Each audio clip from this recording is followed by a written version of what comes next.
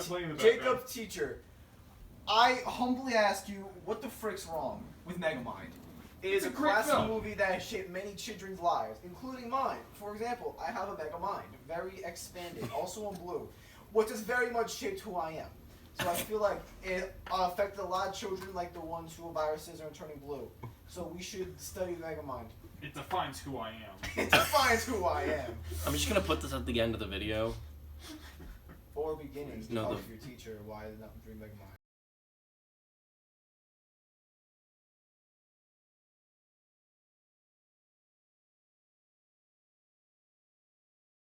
Recording? Yes. Okay. Gangster films are a mixed bag for me. Sometimes you get films like The Godfather and The Dark Knight and M, which I'll talk about later. And other times you get this film. I haven't seen any other big ones like Scarface or Casino or any of the Martin Scorsese films. I haven't seen a lot of his films. I just haven't. I do love films where they dive deep into the antagonist's psychological background, like in Joker or, again, M. But now I have to get to the movie at hand. The film I'll be talking about today is The Public Enemy, which came out in 1931, starring James Cagney and directed by William A. Wellman, who was famously the director of the 1937 version of A Star is Born.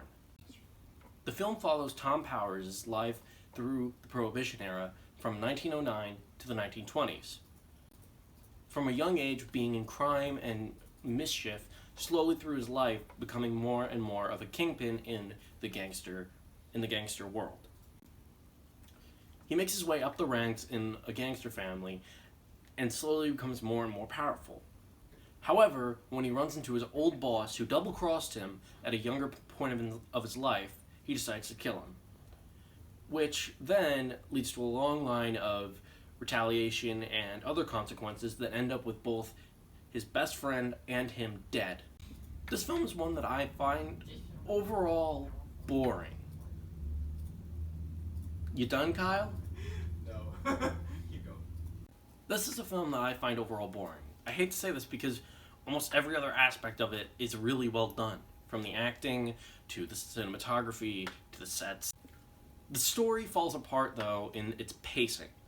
The way it's paced out is, it starts in 1909, then, 3 to 2 minutes in, it jumps to 1916, or another date along those lines. I forget the exact date.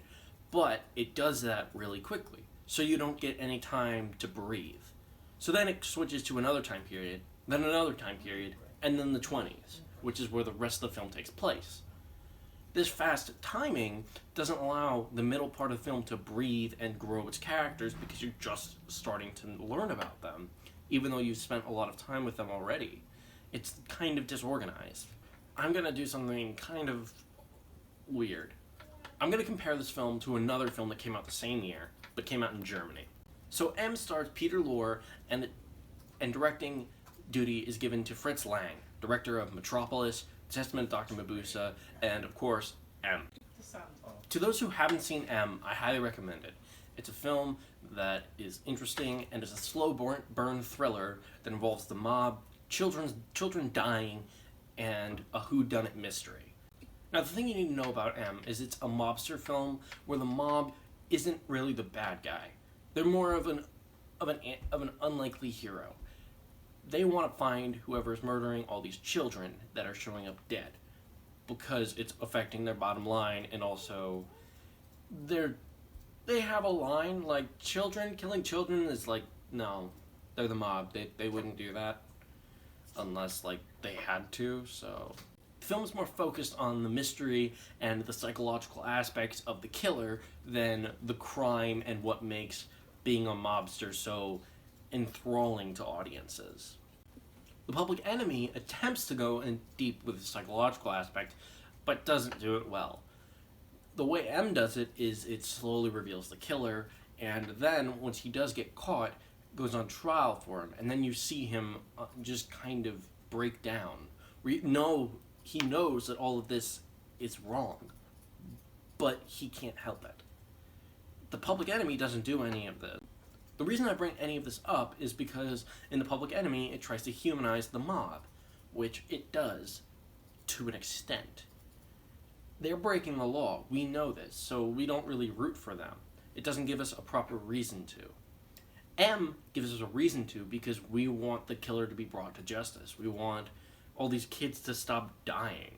In the end, both of them do end up dying. But you kind of feel bad for the antagonist in M because of his mental illness.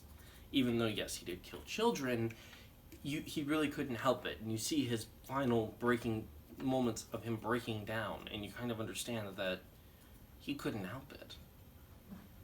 The Public Enemy tries this, but at the end it doesn't. It kind of does everything it wants to do, at the end being with a piece of text on it saying, "We do not condone any of the things seen in this film." The reason I bring any of this up is because this film is good, but there are better films out there, especially from the time period, with especially M. I give this film a 6 out of 10, even though I really don't like it. Links to any of the Blu-rays or anything else will be in the description, and have a good day.